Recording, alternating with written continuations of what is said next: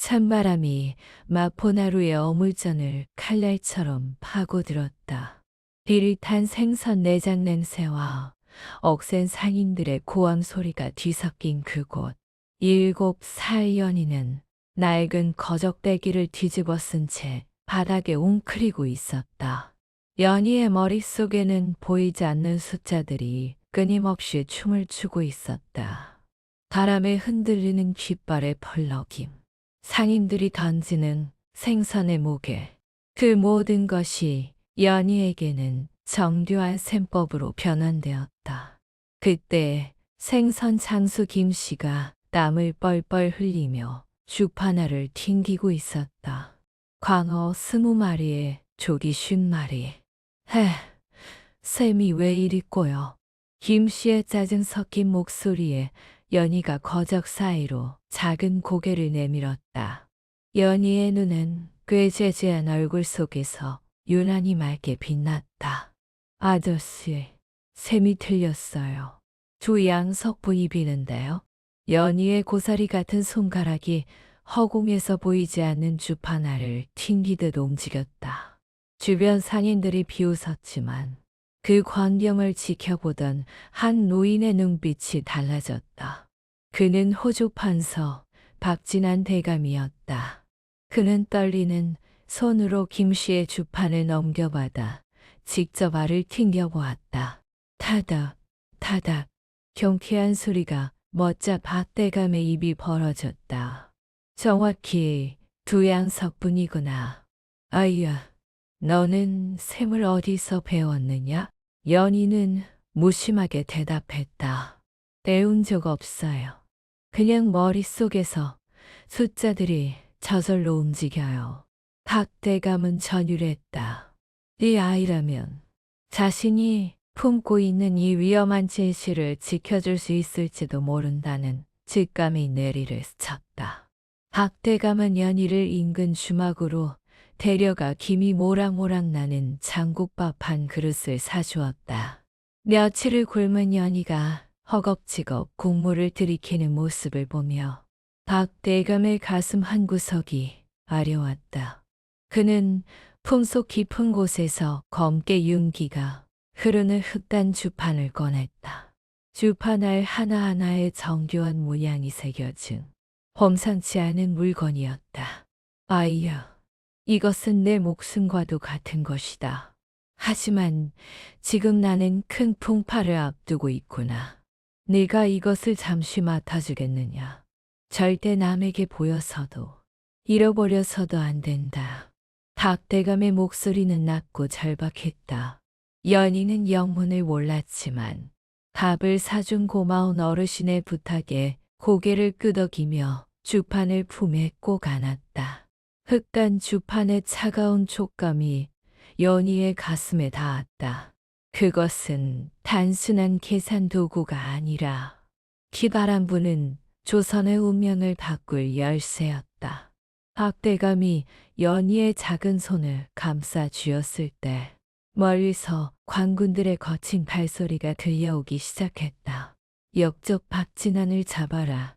주막 문이 박살나며 관군들이 들이닥쳤고 박대감은 포승줄에 묶인 채 끌려나갔다. 아수라장 속에서 연희는 기둥 뒤에 숨어 눈물을 뚝뚝 흘렸다. 끌려가던 박대감이 찰나의 순간 연희를 보며 고개를 저었다. 오지 마라. 절대로 따라오면 안 된다. 하지만 연희는 입술을 깨물었다. 머릿속의 숫자들이 빠르게 계산을 끝냈다. 이 어르신이 죽으면 이 주판의 비밀도 사라진다. 그리고 나를 사람으로 봐준 유일한 분을 잃게 된다.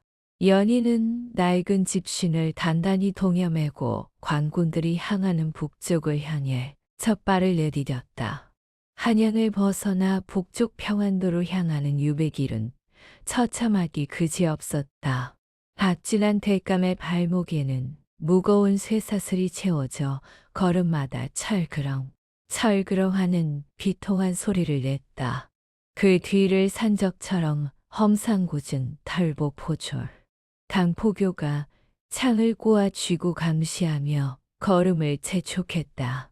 그런데 그 행렬에 정확히 100보 뒤 조망만한 그림자 하나가 끈질기게 따라붙고 있었다. 7살 연이었다. 제 몸집만 한 보따리를 질질 끌며 어른들의 빠른 걸음을 쫓는 것은 불가능에 가까운 일이었다.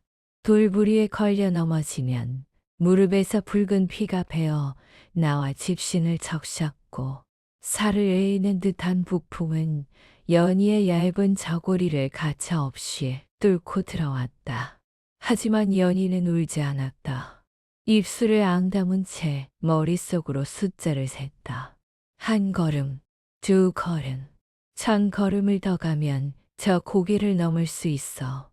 연희에게 숫자는 고통을 잊게 하는 유일한 마법이었다.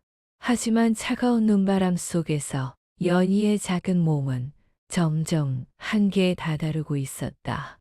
시야가 흐릿해지고 다리가 후들거리는 찰나 거친 고함 소리가 정막을 깨뜨렸다. 이 쥐방울만한 것이 아직도 따라오느냐. 어서 썩 거지지 못해. 강포교가 위협적으로 창을 휘두르며 다가왔다. 연희는 화들짝 놀라 커다란 참나무 뒤로 몸을 숨겼다. 아이의 거친 숨소리가 하얀 입김이 되어 흩어졌다. 해가 뉘엿뉘엿 저물고 일행은 산중턱에 다 쓰러져가는 폐가에서 하룻밤을 묵기로 했다. 박대감은 차가운 냉기가 올라오는 방바닥에 누웠으나 도무지 잠을 이룰 수 없었다. 밖에서 오들오들 떨고 있을 어린 년이 생각에 가슴이 미어지는 듯했다. 그때였다. 문 밖에서 부스럭하고 마른 낙엽 밟는 소리가 들렸다. 박대감이 조심스럽게 문틈으로 밖을 내다보았다. 툇마루 위쪽은 공간에 웅크린 연희가 사시나무 떨듯 떨며 쪽잠을 자고 있었다. 바로 그때 방문이 띠익 열리더니 강포교가 밖으로 나왔다.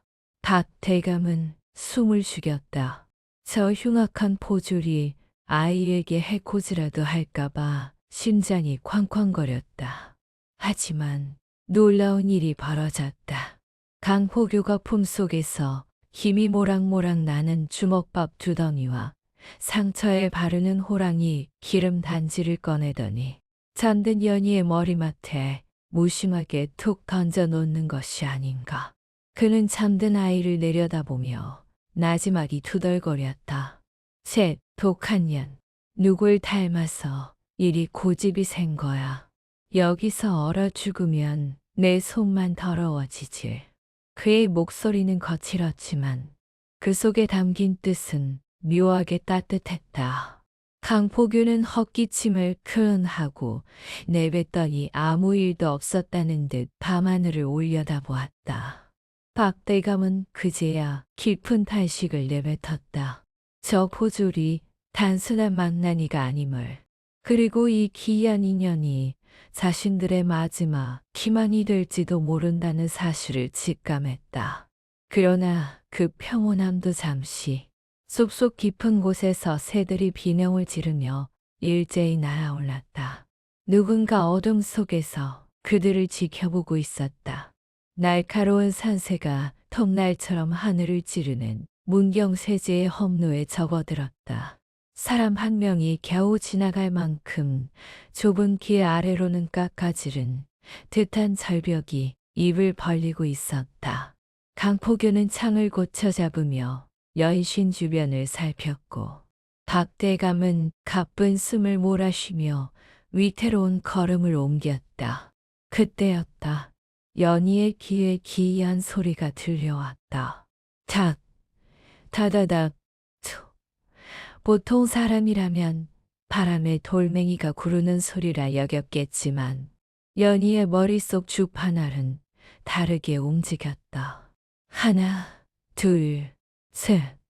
소리의 간격이 너무나도 일정했다. 이것은 자연적인 악석이 아니라 누군가 위에서 무거운 지렛대를 규칙적으로 움직일 때 나는 진동이었다. 연희는 본능적으로 멈춰섰다. 아이의 눈동자가 절벽 꼭대기를 향해 빠르게 움직였다. 바위의 크기, 절벽의 경사, 그리고 중력의 속도가 연희의 머릿속에서 수식으로 변환되었다. 안 돼요. 멈추세요. 연희가 찢어지는 듯한 비명을 질렀다.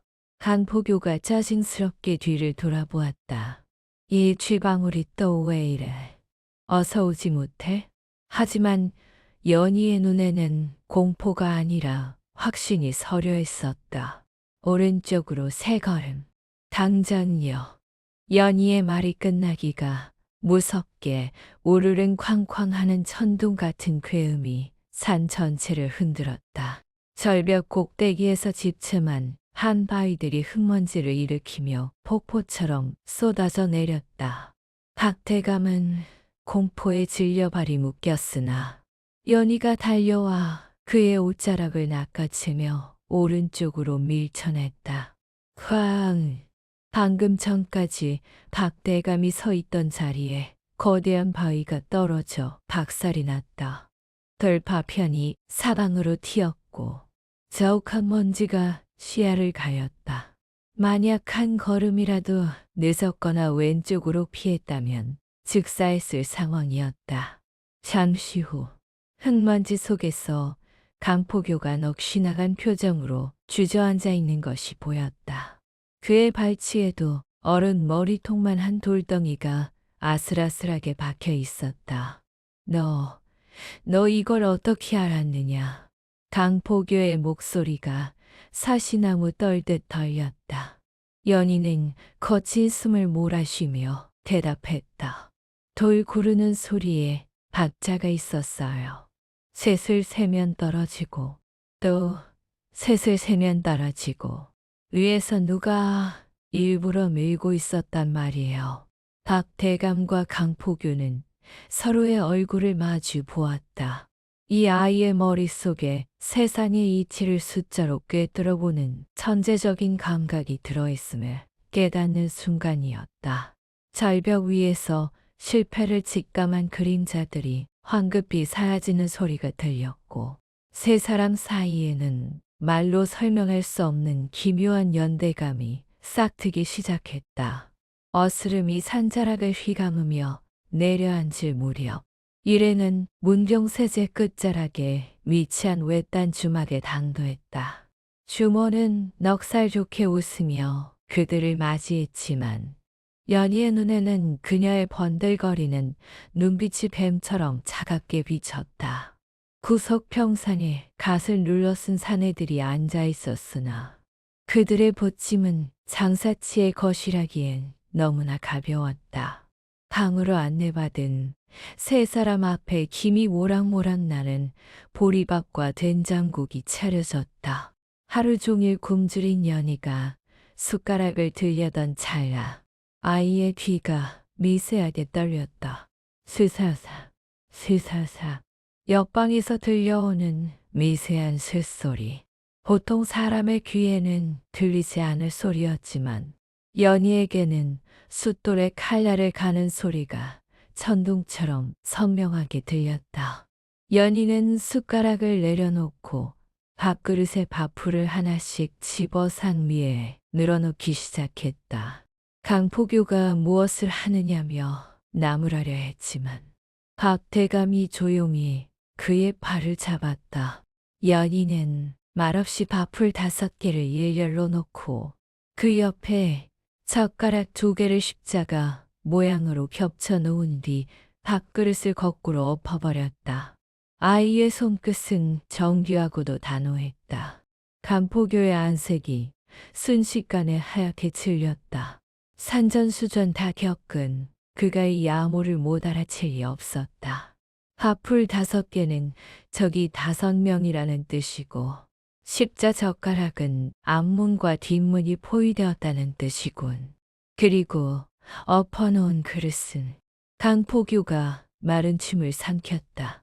식사가 끝나는 시간, 즉 자정을 의미하는 것이 분명했다. 이 꼬맹이가 귀신일세. 아까 산길에서 돌 굴리던 놈들이 먼저 와서 기다리고 있었구만. 강포교는 갑자기 표정을 바꾸더니 우렁차게 소리쳤다. 에라, 술맛 좋다. 주모, 탁주 한 사발 더 주시오. 그는 비틀거리며 마당으로 나가는 척하며 주막의 구조를 살폈다.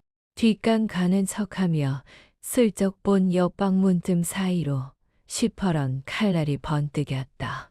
강포교는 주정뱅이처럼 흥얼거리며 마구간 쪽으로 향해 기름 먹인 집단을 몰래 숨겨두었다. 방으로 돌아온 그의 눈빛은 다시 매섭게 빛났다. 영감, 준비는 끝났어. 자정이 되면 들이닥칠 겁니다. 박대감은 품속의 흑단 주판을 꺼내 연희의 손에 쥐어주었다. 연희야, 네가 시간을 세어다오. 우리가 살 수 있는 마지막 시간을. 연희는 묵직한 주판을 꼭 쥐고 눈을 감았다. 생과 사를 가르는 운명의 초입기가 시작되었다. 멀리 산사에서 자정을 알리는 종소리가 들려오기 시작했다. 탱탱 종소리가 울릴 때마다 연희의 손가락이 주판알을 하나씩 튕겼다. 타닥타닥. 옆방에 칼 가는 소리가 멈추고 사그락거리는 옷깃 소리가 들려왔다. 살기가 문풍지를 뚫고 들어오는 듯했다. 강포규는 창을 움켜쥐고 문 옆에 바짝 붙었고 박대감은 연희를 등 뒤로 숨겼다. 연희는 눈을 감고 모든 소리를 숫자로 바꾸어 세기 시작했다. 문고리를 잡으려는 손의 움직임, 마구간 말들의 불안한 발걸음까지. 아홉, 여덟, 주판을 부딪히는 소리가 고요한 방 안에 작게 울렸다.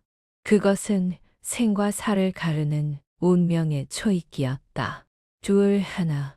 연희가 마지막 알을 튕기며 눈을 번쩍 떴다. 지금이에요. 엎드리세요. 그 순간 앞문이 박살나며 자객들이 들이닥쳤고 동시에 강포교가 미리 설치해둔 마구간의 불길이 하늘로 치솟았다. 불이야 하는 비명과 함께 주먹은 순식간에 아수라장이 되었다. 하지만 적의 숫자가 너무 많았다. 뒷문마저 차단당한 채 부엌으로 몰린 세 사람 앞에 자객들이 칼을 휘두르며 다가왔다. 절체절명의 순간 연희의 시선이 부엌 구석에 놓인 커다란 메주콩 자루에 꽂혔다. 놈들의 보폭은 넓고 급해. 바닥은 닦아놓은 마루라 미끄럽고 저 콩들이 깔린다면 계산은 찰나에 끝났다. 연희는 주저없이 낫을 집어들어 자루의 옆구리를 힘껏 그었다. 할아버지, 베키세요. 거친 산배가 찢어지며 수만 개의 노란 콩알이 폭포수처럼 쏟아져 나와 마룻바닥을 뒤덮었다. 난입하던 자객들이 콩알을 밟고 중심을 잃으며 으아 소리와 함께 도미노처럼 엉켜 넘어졌다. 털보는 이 기회를 놓치지 않고 박대감과 연희를 이끌고 어둠 속 뒷산으로 내달렸다. 한참을 달려 숲중턱에 이르렀을 때 박대감은 다리가 풀려 주저앉으면서도 연희의 발을 살폈다. 집신이 벗겨진 발은 돌부리에 찢겨 피투성이었다. 노인은 후들거리는 다리를 억지로 일으켜 연희에게 등을 내어주었다. 피거라. 아야, 내 다리는 아직 튼튼하다. 뼈가 앙상한 노인의 등이었지만 연희에게는 그 어느 곳보다 넓고 따뜻한 안식처였다. 한양에서 천리나 떨어진 평안도 삭주의 겨울은 잔인했다. 살을 내는 듯한 칼바람이 황량한 벌판을 휩쓸고 지나가며 늑대의 울음소리 같은 소리를 냈다. 일행이 배정받은 거처는 마을에서도 가장 외진 곳에 있는 지붕이 반쯤 날아간 초가집이었다. 강포규는 서둘러 거적을 깔아 박대감을 눕혔으나 오랜 도피 생활에 기력에 다한 대감의 몸은 이미 불덩이 같았다. 춥구나. 너무 추워. 오한에 떠는 대감을 보며 연희는 가슴이 찢어지는 듯했다. 아이는 마당으로 나가 무너진 담벼락의 돌들을 살폈다. 장정조차 들기 버거운 거대한 돌들이었지만 연희의 머릿속에는 이미 수식이 그려졌다. 연희는 튼튼한 나무 막대기와 주먹만 한 받침 돌을 가져와 지렛대의 원리를 이용해 돌들을 옮기기 시작했다.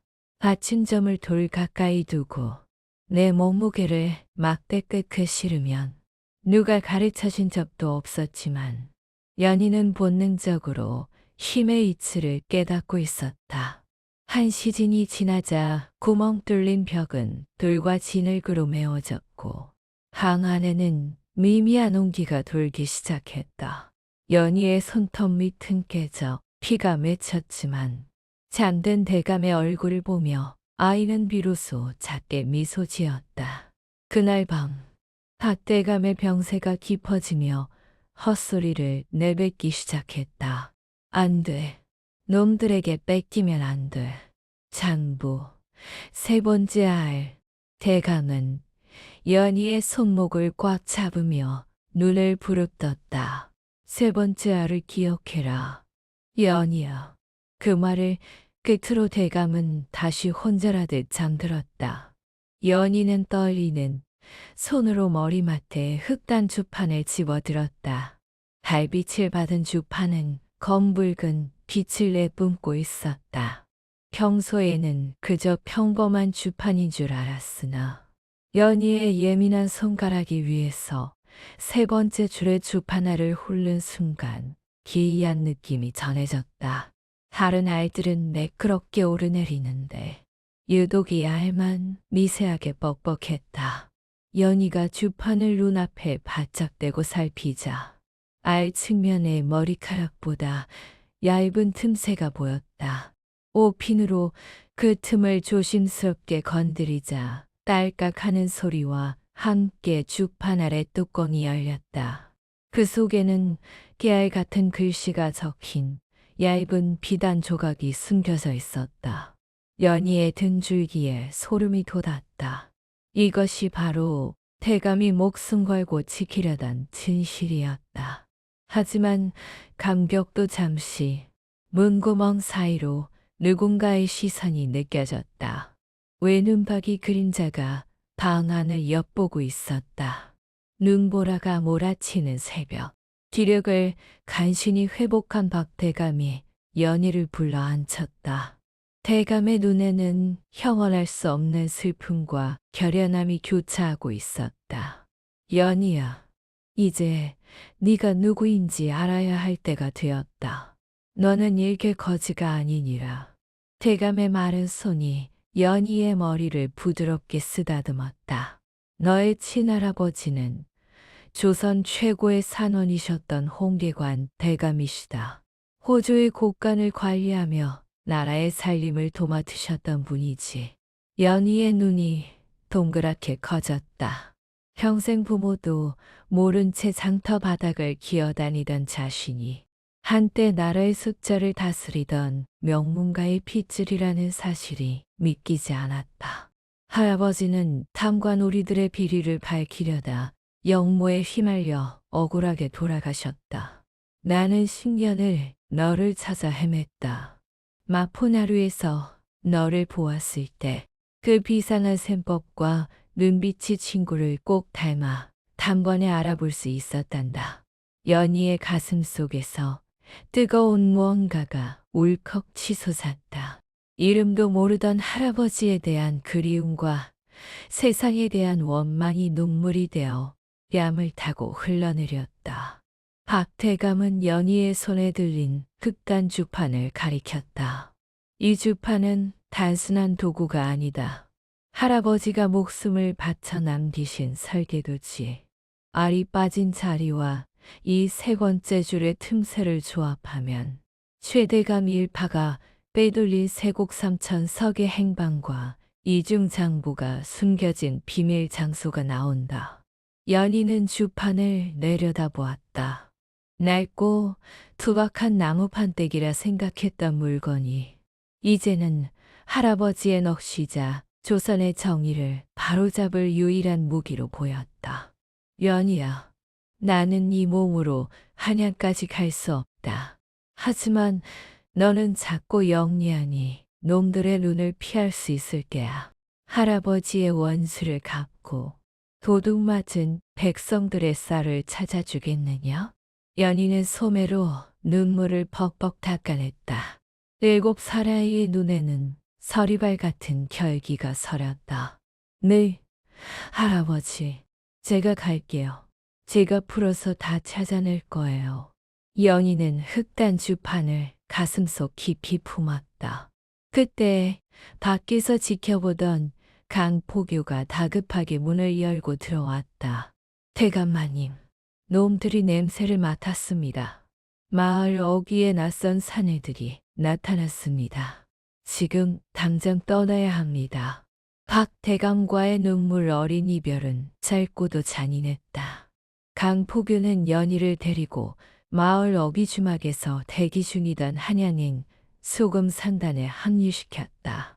뚱뚱하고 탐욕스러운 상단 행수왕 서방은 연희를 짐작 취급하며 가장 낡은 수레에 소금 가마니 사이에 밀어 넣었다. 조용히 처박혀 있어라. 숨소리라도 크게 내면 바로 길바닥에 버릴 줄 알아.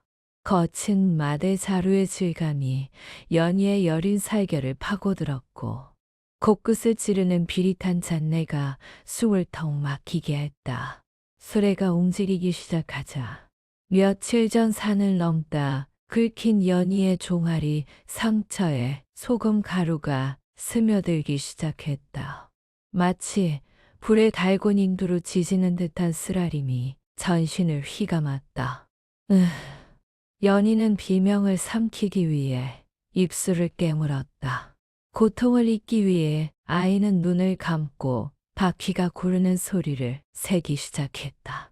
한 바퀴에 7자 7치, 100바퀴면, 1000바퀴면 숫자는 연희에게 유일한 진통제이자 한양까지 남은 거리를 알려주는 이정표였다. 상단이 평안도 안주 건물소에 이르렀을 때 일촉즉발의 위기가 찾아왔다. 최대감의 명을 받은 포졸들이 눈에 불을 켜고 수레마다 창을 찔러 넣으며 검문하고 있었다. 스산한 자가 숨어 있다는 첩보가 있다. 샅샅이 뒤져라. 푹푹 날카로운 창날이 소금 가마니를 무자비하게 꿰뚫는 소리가 들려왔다. 연희의 바로 머리 위 가마니가 터지며 하얀 소금 가루가 정수리로 쏟아져 내렸다. 창끝이 연희의 어깨를 스치며 저고리를 찢었지만 아이는 돌처럼 굳은 채 숨을 멈췄다. 하나, 둘, 셋. 저 포졸은 3초에 한 번씩 창을 찌른다. 연희는 공포의 순간에도 창이 들어오는 각도와 타이밍을 계산하며 몸을 비틀어 치명상을 피했다. 통과. 다음 수레. 포졸의 외침과 함께 수레가 다시 움직이자 연희는 참았던 숨을 몰아쉬며 품속의 흑단 주판을 더 꽉 쥐었다. 소금과 땅, 그리고 피가 뒤섞인 가혹한 여정이었지만 멀리 도성의 송례문이 보이기 시작하자 연희의 눈에는 다시금 희망의 빛이 서렸다.